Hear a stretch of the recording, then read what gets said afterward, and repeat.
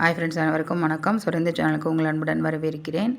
இன்றைக்கி நம்ம பிரவேசிக்கால second ரோமனில் first பேப்பரில் கவிகா பரீட்சையை தான் பார்க்க போகிறோம். அது வந்து லெசன் 4 சுமித்ரானந்தன் பந்த் அப்படிங்கிறவருடைய அந்த கவிகா பரீட்சையை பார்க்க போகிறோம். ஓகேங்களா? இது வந்துட்டு பாரத் கீத் அப்படிங்கிற கவிதையிலேருந்து சுமித்ரானந்தனுடைய வரலாறு என்னென்னா, அவர் வந்து உத்தரப்பிரதேசத்தில் 1900 பிறந்திருக்காரு. இவர் வந்து இவரோட குழந்தை பருவம் அதாவது இயற்கையை வந்து ஒட்டியே இருக்கிற மாதிரி இருக்கும். அதனால் இவர் வந்து இயற்கை மடியிலேயே வளர்ந்துருக்க மாதிரி இருக்கும். அதனால் இயற்கையை பற்றி இவர் வந்து ரொம்ப ரசித்து எழுதியிருப்பார். இவரோட இது வந்து அடுத்து இவர் வந்து சாயானத் மற்றும் முற்போக்குவாதத்தை ஊக்குவிப்பதில் முதன்மையாகவா இருந்திருக்காரு. அவர் மார்க்ஸ் மற்றும் காந்திஜியின் கருத்துக்களால் பெரிதும் வந்து ஈர்க்கப்பட்டார். இவரோட மொழி வந்து மென்மையாக இருக்கும், இனிமையாக இருக்கும், எளிமையாக இருக்கும். அடுத்தது சில்பி அவரது சமஸ்கிருத படைப்பாகும்.